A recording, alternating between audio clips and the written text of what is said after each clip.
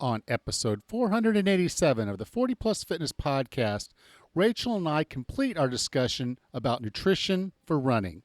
You can find the full show notes for this episode at 40plusfitnesspodcast.com/487.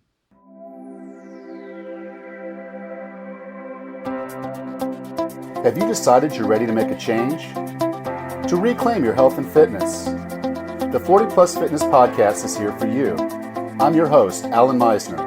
I'm an NSAM certified personal trainer with a specialization in corrective exercise and fitness nutrition. Let me be your coach as you find your way on your health and fitness journey. All right, let's go. This episode of the 40 Plus Fitness Podcast is sponsored by Naked Nutrition. What does getting naked mean? For supplements, it means no unnecessary additives. It means premium sourced ingredients without fillers, so you don't need to compromise on your diet or your goals. That's what Naked Nutrition offers. Back in 2014, a former college athlete didn't understand why protein powders and other supplements had so many unnatural ingredients. If they're supposed to be health supplements, why can't you understand the ingredient list? Naked Nutrition was started with 5 single ingredient supplements, including the best-selling Naked Whey, which has only one ingredient, whey protein from grass-fed California cows, and the best-selling Naked Pea, a vegan protein made from one ingredient, raw yellow peas grown in the U.S. and Canada. The company has grown to offer over 40 products, but the vision of sourcing the best ingredients, using as few of them as possible, and being transparent so you know exactly what's going into your body is the same today as when the company was founded. Whether you're working towards losing weight, having more energy, or improving your endurance to become a better runner, what you put in your body directly impacts how you feel and the results you get. Naked Nutrition is committed to shortening the steps between their farms and you. Get naked. Visit Naked Nutrition today. It's nutrition with nothing to hide. Use the discount code 40PLUS and get 10% off your first order. nakednutrition.com. Hey, Raz. How are things going? Good. How are you today, Alan? I'm doing okay. Just really, really busy. You know, Tammy got back from her surgery, her knee surgery, and of course, she's overdoing it. And oh no! So my ear hurts. Okay, I guess I'll just say that she, she'll do something. You know, she's right on the edge, and she says it doesn't hurt her while she's doing it, and then she'll be hurting the next day. And so she was emptying out the dishwashing machine this morning, complaining about her knee. And I was like, well, we have someone that's coming by to do some cleaning for us today, don't we? Couldn't they empty the dishwasher? And she's like, yeah, but, and I'm like, no, I said, you're doing it. I said, you're doing it. And she said, well, she doesn't know where to put things. I'm like, don't you have to teach her how to do that? Where to put them? And I was like, you can sit in a chair at the kitchen table and show her where you want everything put. And but you got to train her, and you got to get off your feet. And anyway, that's my gripe. And I'm sorry, but she always pushes herself just a little too hard, especially after a surgery. And I get to hear her complain, and then of course, being a guy, I want to offer a solution. The solution is stop. But it's hard. She doesn't want to hear it. She's going to do it. And so I said, okay, fine. And I just went on and got back on my computer and started working. Yeah. I feel for her. I'm a doer too. It's really hard to sit still, and it's hard to recover. It's hard for me to take a proper rest day. You know, it's just hard sometimes when you're so used to being in motion. It's hard to not be in motion. Yeah. Well, when you've had a knee surgery and we had to pay cash for that knee surgery, and I'm like, I really don't want to have to pay again for another surgery because you overdid it. But so it's like, let's let it heal. Yeah, that's a good plan. Recovery is so important, all right, especially after surgery. Yeah. Every single time. It's not like this is a new thing. This is every single time. I know it's going to happen. I can't keep her from happening. I think there's laws against restraining someone against their will, even here in Panama. So, well, how are things up there? Good, really good. My kids are out of college now, or for now anyway, and we just moved Mikey out of his dorm apartment back to our house. And I get the pleasure of seeing him for 2 weeks until we move him again. He got an internship this summer with General Motors. Oh, So that's awesome. yeah, we're really excited. He's super excited. And they provide housing. So we'll be moving him over somewhere near Flint. We're not even sure where yet, in a couple of weeks when he gets ready to start his new internship. So it'll be nice to see him and hang out as a family for the next couple of weeks. That's cool. Yeah, take advantage of every minute of that you can. Yes, for sure. All right. So let's go ahead and get into the second episode, nutrition for running. Perfect. We're going to take and we're going to have to break up this conversation into basically a sugar burner conversation, which will be pretty quick and easy, and then a keto conversation. So because they're two different nutrition strategies, you can't do both. No. And if you're keto, you don't want to switch to a sugar burner. Even if you are metabolically flexible, you just don't want to do that switch for your race. It's going to adversely affect your ability to complete it. And you're not going to like the results. So because it's easier, I think it's easier if you're a sugar burner. We're going to get into that conversation first. And so Rachel, here I am, the sugar burner. We don't mean that in a degrading, terrible way. Nope. It's a fueling strategy. It's a way you can eat, you can survive. And for many people, it works. They're perfectly healthy eating carbs. They love carbs, and they're going to utilize those as their fueling strategy for life, not just for the race, but for life. Right, and so here I am getting ready for my race. Tell me what I need to know. Again, keep that journal out and keep journaling what you're eating on a regular basis. But before a workout, it's our RCA suggests that you eat about 30 to 60 minutes before your workout. And for a longer workout, maybe 2 or 3 hours before, but certainly don't sacrifice any sleep for that. But they suggest a snack that's low in fat with complex carbohydrates. And I think that's really the key point here is complex carbohydrates and protein. So a lot of runners will have half a bagel with some peanut butter or half a banana with some granola, maybe even a peanut butter and jelly sandwich. Those types of things are complex carbs. It has the wide-ranging carbs and a little bit of protein to prime your body to get started. And the reason why they suggest half a bagel or half a banana is the volume. So you want to get a nutrient-dense snack in the smallest volume as possible to get it in your stomach, get digesting as I would prefer an hour or more before you go out on a run so that these nutrients have a chance to get digested, get in your system, and you're not stuck with this huge lump of food in your stomach as you jet out the door to go for a run. Yeah, I think the key to that is that you want to avoid fat in that meal, only because, if the blood is in your stomach trying to take care of that digestion, and then you're needing it for your legs and for your circulatory system, your body has competing demands. And so you don't want that fat sitting on your stomach as you try to do the run, because you're just not going to handle it very well. Even protein, you don't want to go too heavy into protein. She didn't say chicken breast. The proteins that you're getting are in the peanut butter and probably some of the grains that are coming out of that bagel. And so just recognizing that most of what you're going to be bringing in is the carbohydrate.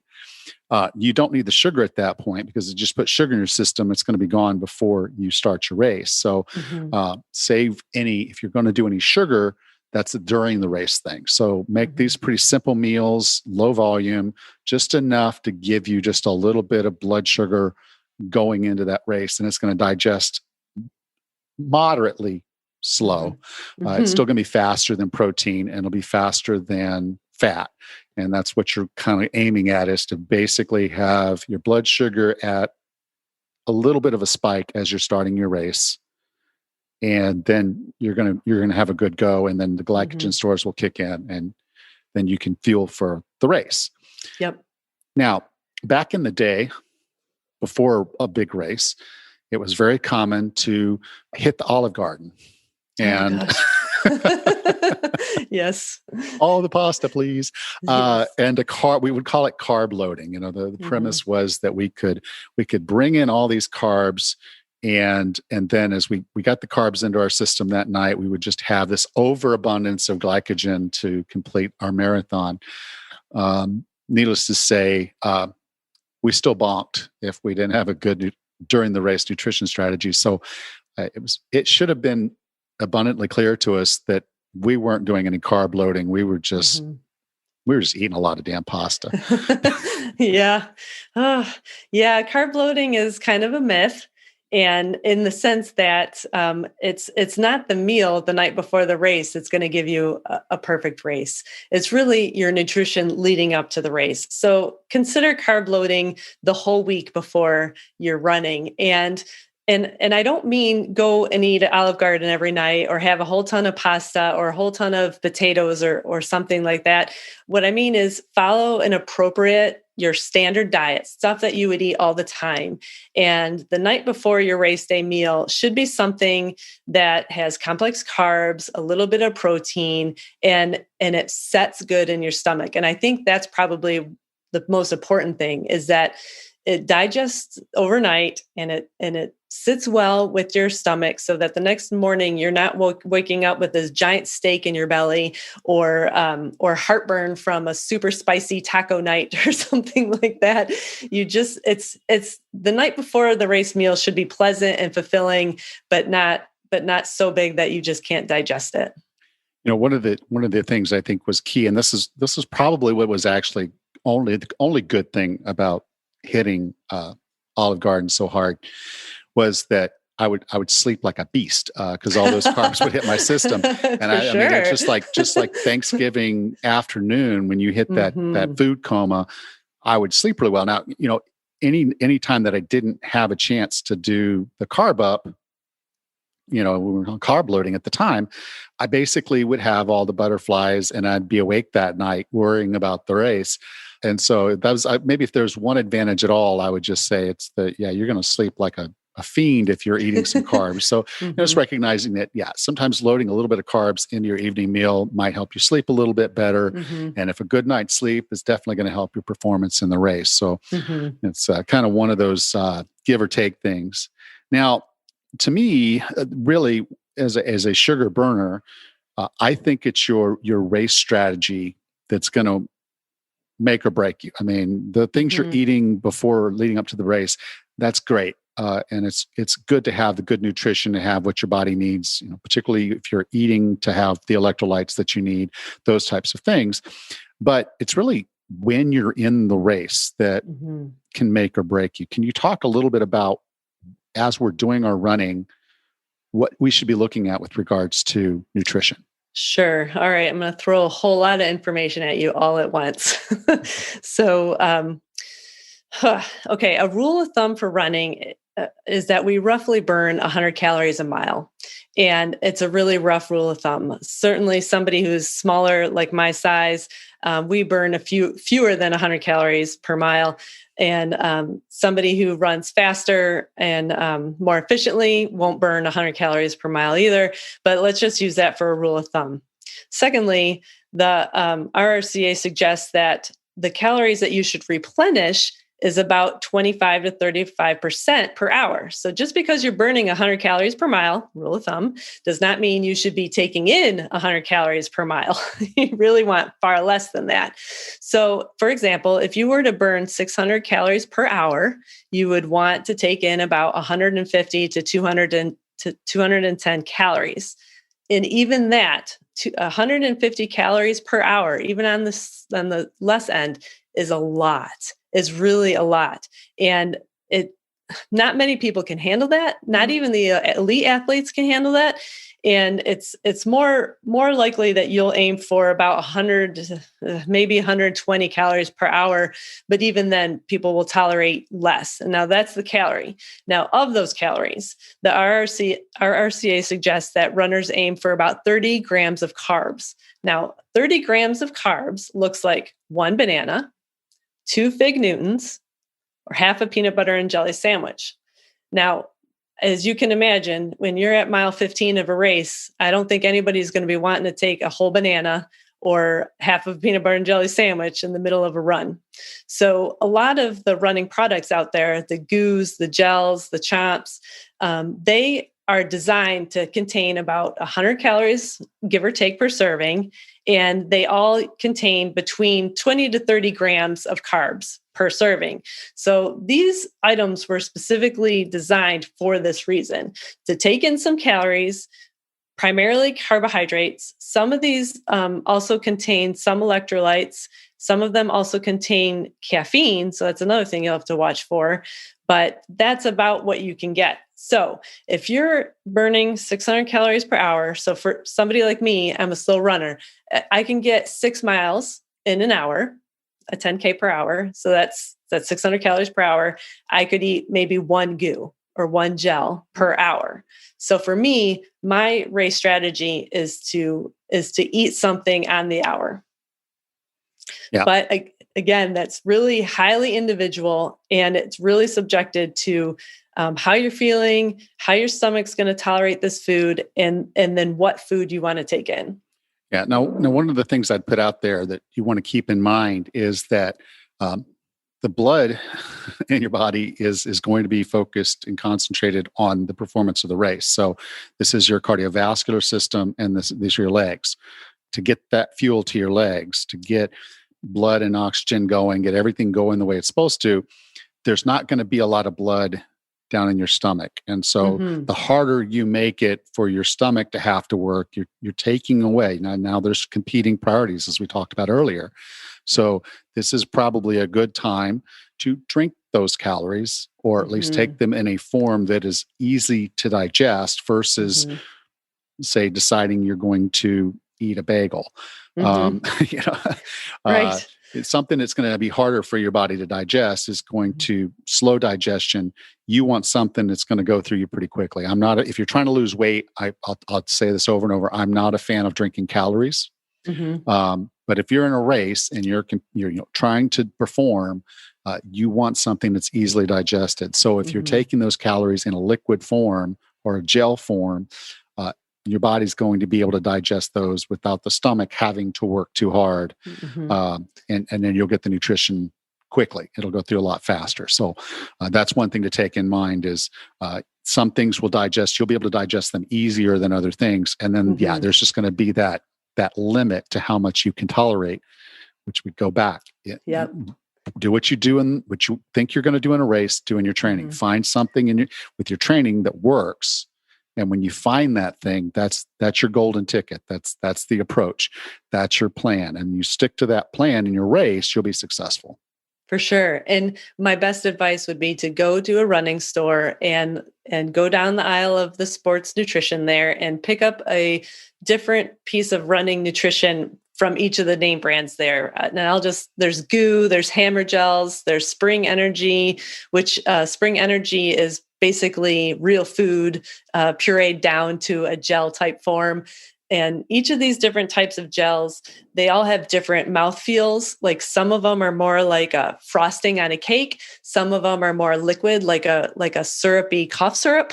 And all of the tastes they just run the gamut. You can get coffee flavored, birthday cake flavored, you name it. There's Peanut something butter there and for jelly. you. Exactly. There's something for you. So flip them on the back and look at all the nutrition information. Look at the calories, look at the carbs, look at what their advice is for how often you should take them in training, and just buy a whole bunch of them and try them all in training, and try and limit it to one brand per training run. So at least you have an idea. If you get an upset stomach, you know which brand is to be blamed. But try them in training. And it's important that when you're training for a half marathon, a full marathon, or even these ultra marathons, how your stomach reacts at mile 6 is not going to be the same as how your stomach reacts at mile 16 or mile 26. So what tastes good in the early miles may not taste good or feel good in the late miles. So it's really good to try all of these different things and have them all at your disposal on race day. So as you get to these mile markers, mile 6, mile 16, mile 26, you have an intuitive feeling as to, can I eat this chocolate cake goo, or should I be having the strawberry flavored goo?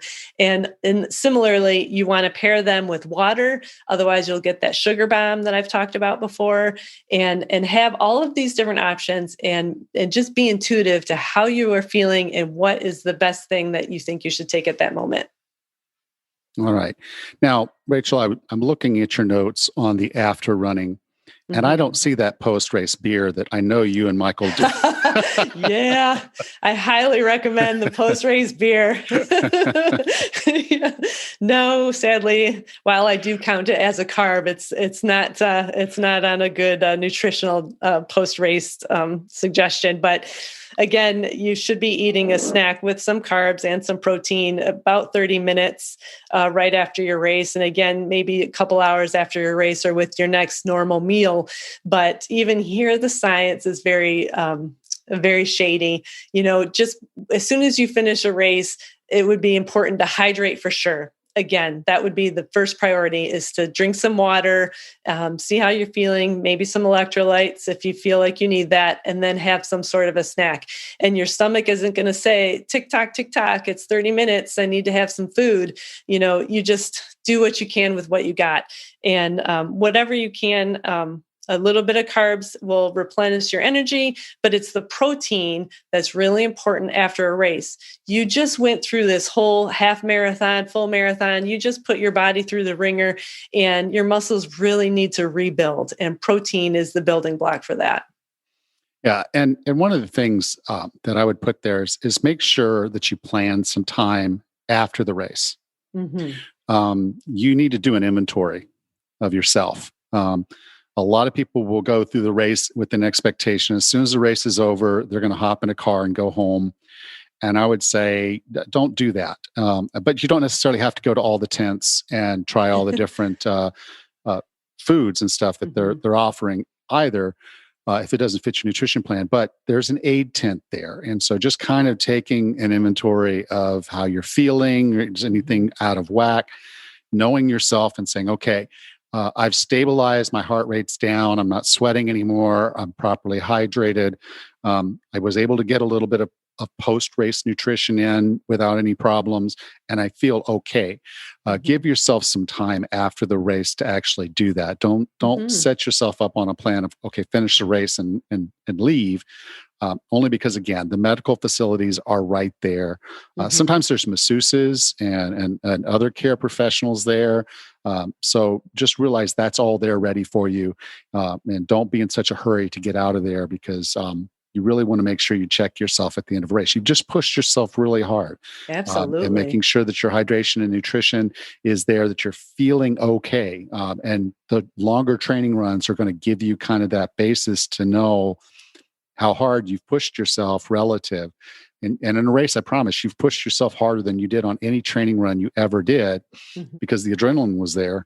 And you ran faster probably than you intended to initially. But you finished this race, and you probably didn't train that long for the most part. Most of us don't. But just recognizing you need to take an inventory and be ready to take care of yourself there at the end of the race, before you decide you're going to get in a car and drive away. For sure. That's great advice. Yep. Definitely walk it off at the very least. Hydrate while you're standing there. And one of the best post-race snacks that I ever had were grapes, and I hate grapes. I absolutely hate grapes. I would never eat them for any reason, even before I was keto. But after a particularly grueling half marathon, it was actually life-saving. The grapes and the oranges, and I even ate half a banana, which I also hate bananas. But yeah, it was life-saving at the end of that race. That's weird. They're not It like is. bananas, but Nope. I can understand the grapes, but Yeah. I'm sorry, you lose me on the bananas. Because as a keto guy, that's kind of, if I miss anything, it's bananas. Really? Because I don't eat bananas because I don't really eat any tropical fruit when I'm in ketosis. So I don't eat bananas. That's what this was all a banana plantation, Chiquita plantation. And oh my gosh. It's so yeah, bananas are here, and I don't eat any of them, or the mangoes. So it's just kind of the oddity.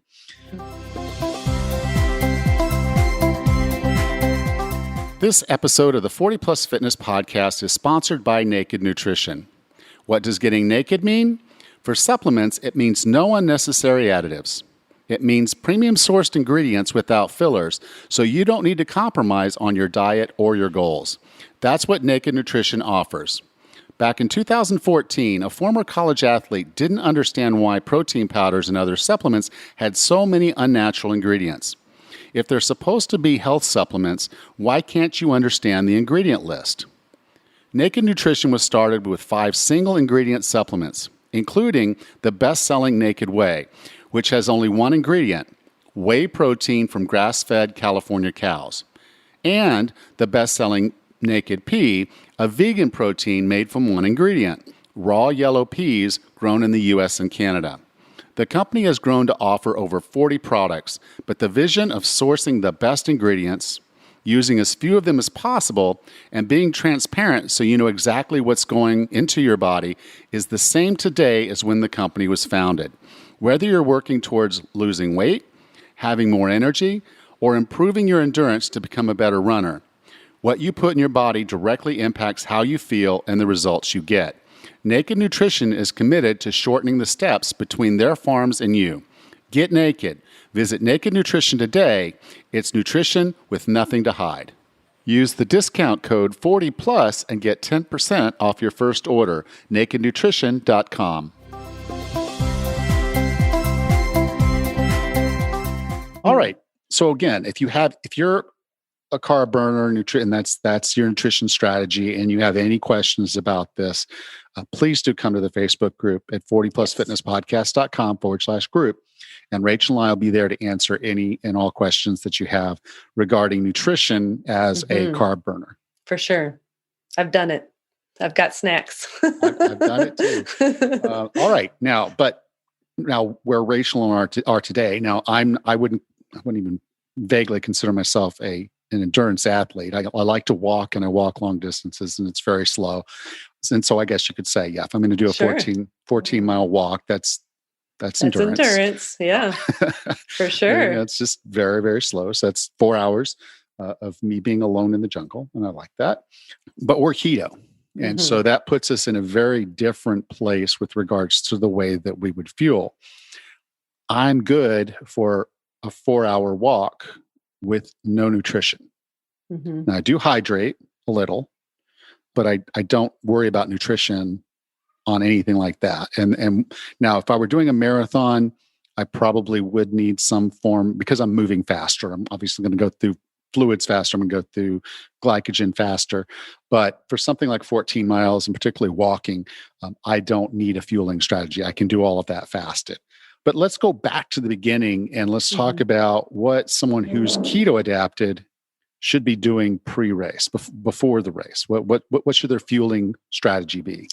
Similarly, it would be eat what you normally eat and take a journal of what you're eating on a regular basis. And right before race day, I can't think of any particular reason to have a particular meal or a particular set of carbs, or macros the night before race day. At this point, you eat how you normally eat, and your body is fueled how it would normally be fueled. Even on a run, I don't feel the need to eat any more than I normally do, or any particular protein or fat or anything like that. Yeah, I know when I did my Tough Mudder, and I was in keto when I did that, and it's 12 and a half miles. And so it took about 3.5 hours. So probably about the equivalent effort of a marathon. I guess I'd put that in that realm, although it was full body and it was not just the legs. Yeah. I had eggs and bacon an hour and a half before the race. It was at Huddle House, which is horrible, but and they thought it was just really weird that I walked in and I said, "Can I get 4 eggs and 2 orders of bacon?" And they're like, "Okay, well, what about the biscuit?" I'm like, "Nope." "What about the home fries?" "Nope." I'm like, "So just bacon and eggs." I'm like, "Yep." But that was about an hour and a half before I was due to start the race. And so we had to get to parking and get to, so that was, right, literally 8. And then we showed up on the property and had to get to the actual start and then wait for my start time. But that was my fueling strategy, was to eat a normal breakfast, Okay. except it was at Huddle House instead of my own kitchen. But so yeah, I get that. And so just as we mentioned before, protein and fat Hmm. digest slower. So Hmm. if you're going to have like a normal breakfast, just recognize you're going to want to have it well before you start, because I would not have wanted to go into that race having just eaten that. So if my start time was No. like right then, I probably would have forgone breakfast, but Yeah. we had enough time for me to, because I think our start time was like at 12:30. So I had time to have a good breakfast and then get to the race. Normally, I would have a cup of coffee, just a standard cup of coffee. I don't put any butter or coconut oil or MCT oil or anything in it. I would normally start with a cup of coffee and call that a day and make sure I drink that several hours in advance of starting a run. Having been keto for this long, I just don't want anything in my stomach. And I've made that mistake several times and ended up with heartburn for the duration of the run, which is very distracting. So I'd rather have an empty stomach. Okay. So now we're a keto adapted athlete and we're doing the run. Hmm. We still have the same basic limitations that anybody else does. We only have a certain amount of muscle glycogen and liver glycogen. And in some cases, there might be a little less of that than the carb fed athlete would have. Hmm. So, how are we going to want to fuel, particularly for those times when we know we're going to likely go past what our glycogen stores can do? What's really fascinating about this is that, well, sadly, there's not a lot of science out there. So there's not a whole ton of keto adapted athletes who have a lot of tips or are being studied to see what types of foods or macros they should be consuming during a race. So it's, again, very largely individualized. But I have found success using the Noon and the UCAN hydration drinks, electrolyte drinks.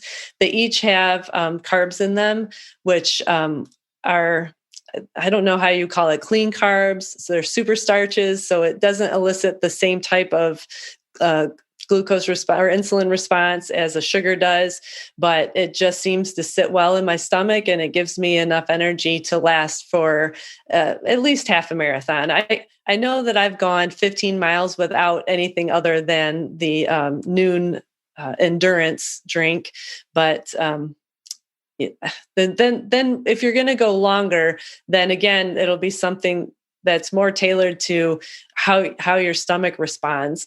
UCAN has some really great bars. I wouldn't call them granola bars, not necessarily protein bars, but they have some great solid foods that sit well in your stomach and contain some really good carbohydrates. And there's another product that I like to use. It's called F-Bomb, which is a brilliant marketing name. It's macadamia nut butter with a little bit of MCT oil in it. So it's kind of like eating a goo packet. It's that same type of consistency. And I actually have put keto versions of peanut butter and jelly sandwiches in my backpack because I wear a hydration pack. And so I have a keto PB&J that I'll bring out if I'm feeling the need. Yeah. Now, if you're doing something really long, here's a little tip. If you will cook a potato, basically Mhm. cook the potato, white potato, and then refrigerate it, it changes the starch in it, and it basically makes it a resistant starch. Mm. And so that's something that wouldn't spike your blood sugar, but would provide a little bit of glycogen over time, much like a superstarch would. It'll be cheaper probably than buying some of the easy products, but Mhm. and it's something it's easy enough, Ziploc bag in your backpack or in your pocket. If you wanted to have a little something, and you could roll it in some salt and basically have some sodium coming in or potassium coming in with that Sure. potato, and that's not something that's going to be hard to digest and just something you can kind of nibble on as you go. But in a general sense, I would test your training runs and just see if nutrition during the race is really all that important to you at all. I mean, Mhm. I did the Tough Mudder without any food. I drank Mhm. some water on the way. And then there was one aid station we went to, and all they had was Gatorade. They didn't have water. They'd run out of water, and they Mm. were just doing Gatorade at the time. And I'm like, "Oh yeah, Gatorade." I'm like, "Nope." And then I just kept going. Mhm. But you might be surprised that your ability to mobilize fat, Mhm. and because basically ketone bodies, and then there's a glycerol, and that glycerol can be converted to glucose if you need it to. Protein can also be turned into glucose if you really need it to be. So you might, on a longer run, you might be breaking down a little bit of muscle to do this, but just recognize that your body can utilize both protein and fat to create the glycogen you need.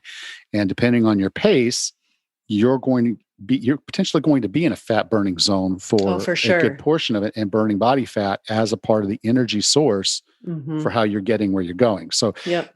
fueling during the race might not actually even be a problem for you, but you won't know that unless you try it during your training. Absolutely. Yep. And like I mentioned, I know that I've run 15 miles with just the electrolyte drink.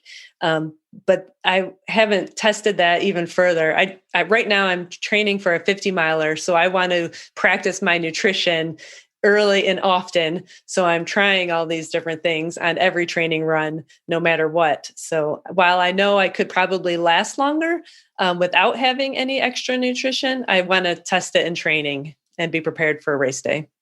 Okay. Now, obviously, because we're keto, there is no post race beer. Although I will say this, Yeah. so ignore what I said earlier. The reality is, you've just done something that's pretty intense. Yeah. Your body at that point will take those carbs from that beer, Mhm. and likely just go ahead. The insulin will come out, and it will utilize it to start restoring the glycogen that you burned. It's not going to add that as fat, and it's probably not even really going to take you out of ketosis. More or less. And there's no magic to being in ketosis 24/7 anyway. You're going to Mhm. go right back into ketosis after you utilize that beer. So, but if we're a keto athlete, what are the things that we should be focused on after the race? Absolutely. Hydration. You got to drink again. And especially with electrolytes, since people who are keto don't normally contain or hold a lot of water in their bodies to begin with.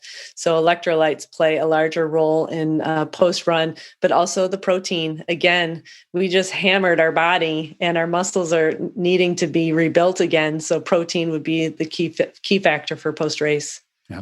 And I'd say if you did the race fasted, don't just go hit a big meal right after the race. It's something like to Mhm. take a little, like almost like a fast break. And so have a little smaller meal, let your body digest that properly. The blood is still not in your stomach. So you have to let the body prime the body to let it know, okay, Mhm. now we need the nutrition. Now we're going to start feeding. And once you have that first small meal, then you'll probably be ready for a larger meal later.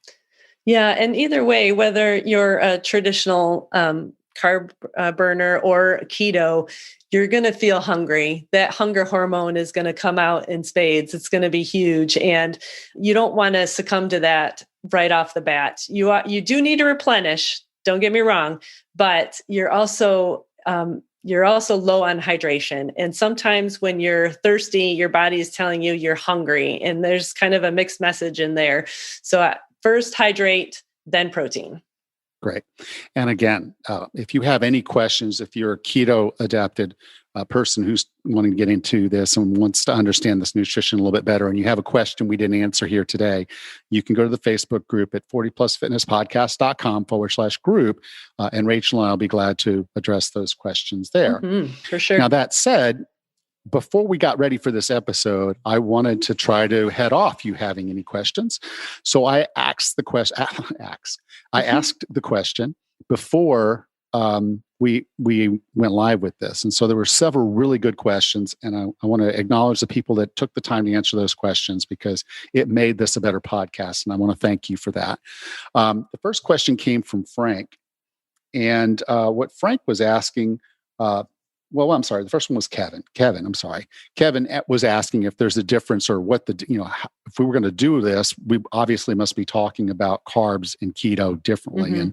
And as you've seen, we broke them into two separate sections of this conversation because they are that different. One strategy will not work for an athlete of the other ilk. If a carb burner tried to do a fasted half marathon, probably not going to go very well for them. Uh, Right. Versus someone who's trying to take in a lot of carbs during a race who's keto adapted, you're probably not going to like the results either. So just Hmm. recognizing, yes, your nutrition is going to be different if you do these. And that's why we structured this conversation this way. Now, the other one was uh, Chris and Jenny had similar questions. And it was really talking about, when we're going to do these longer things, fasted versus what we should be eating, particularly in keto. Hmm. So, Rachel, I think we covered that, but why don't you go do a quick recap of for someone who's looking at a race, should they do it fasted? Should they look at other nutritional strategies for being in keto? If you're keto and you normally run fasted, then I would start race day out fasted because that's what you normally do. If you normally have some sort of a breakfast, then and you've practiced that in training, then have that same breakfast on race day. It really is largely dependent on how much your stomach can handle. You had mentioned having eggs and bacon not too long before one of your races. My husband is the same way. He's got an iron gut. So he actually did have eggs and bacon while we were doing one of these endurance things. We were running a mile every hour and half hour or every half hour. And he had a huge plate of bacon and eggs in that half hour time period. If I'd have done that, I'd be throwing up and have heartburn for the rest of the day. So it's always never try anything new on race day. If it's something you do on a day-to-day basis, you've practiced it in training and it agrees with you, then stick to that strategy. All right. So now I'll talk about Frank. Now, Frank's question was as far as the best time and macro mixes for training, and I think Hmm. we kind of got into that. So without getting into the weeds, Hmm. I think the short answer is pay attention in your training, Hmm. and you'll answer that question for yourself. Yeah. Before you go on a run, you are priming the pump. You just want to top off your energy tanks, your energy levels with whatever food or and hydration that you need to get your body primed and ready to run. And so then it's all about energy. After a run, you want to rebuild the muscles you just burnt down in training, and so protein is the muscle builder post run. So in that case, protein would be more important after a run. All right. And then Dana had the question, is it possible to lose weight while training for an endurance run? Yes, but now without a whole lot of caveats. Running has been a huge weight loss solution for me after having two kids and I gained a lot of weight in pregnancy. Running was one of the key items that helped me lose weight, and it has helped me maintain my weight all these years. However, running is a unique bird in that after a run, your hunger hormone can be really amplified and you can feel super hungry, hangry, all those funny adjectives. You just feel crazy hungry and you want to eat all the things. And so if you succumb to that, then you're not going to lose any weight while you're trying to run for a race.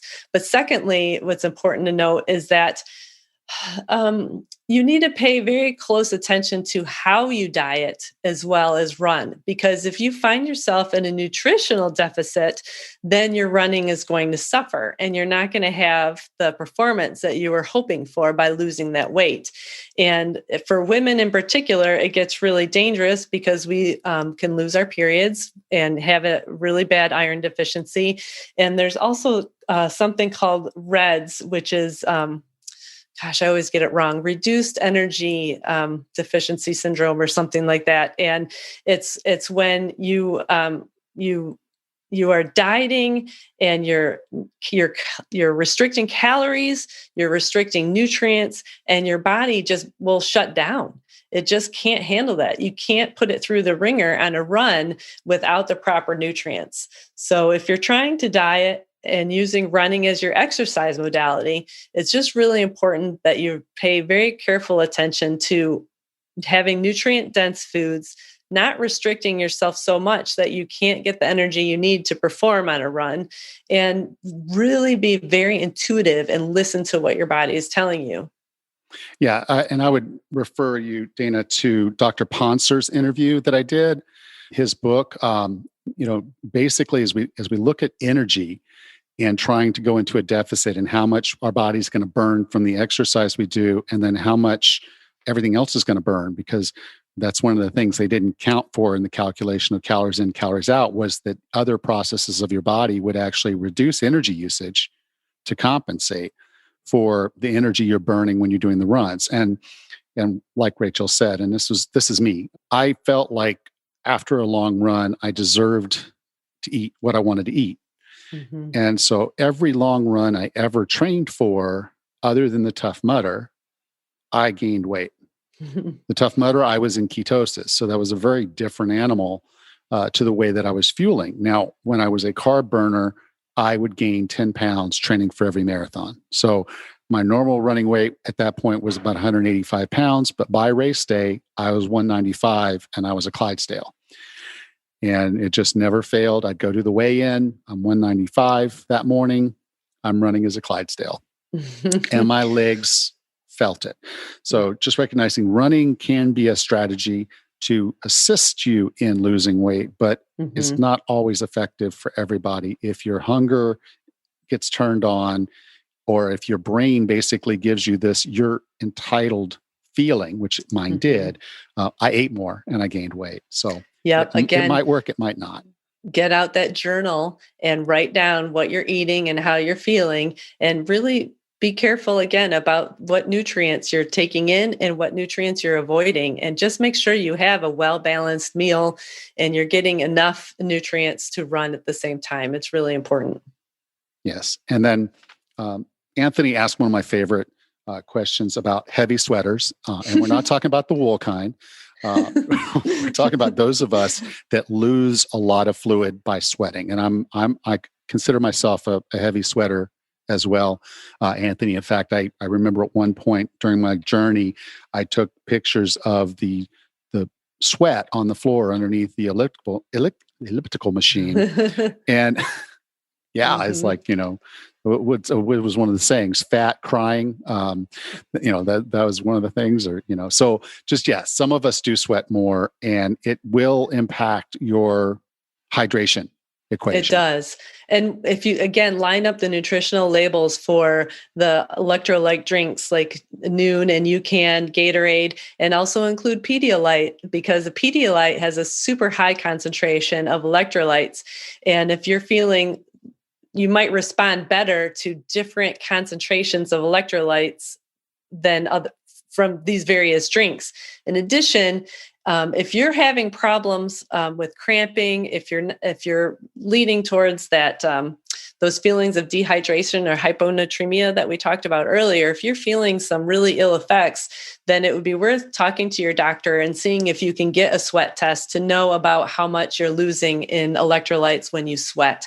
So if it's something that's causing you problems, definitely go to a doctor and check into it. Yeah, and you can actually have your sodium and potassium checked with a blood test, so you have a general idea of what your status is, and that can go a long way towards letting you know if you're on the low end, like I am, as a heavy sweater who's not made out of wool. Yes. Hey, Rich, I think this was a really good episode. And again, if you have any questions about nutrition and endurance running, or this really was applicable to any endurance sport. But if you have any questions about this, please do come into our Facebook page, 40plusfitnesspodcast.com/group. And Rachel and I will be there to answer any and all of your questions. So thank you for being a part of 40 Plus Fitness.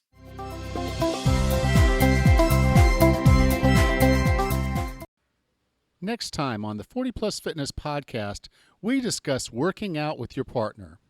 Until then, have a happy and healthy day.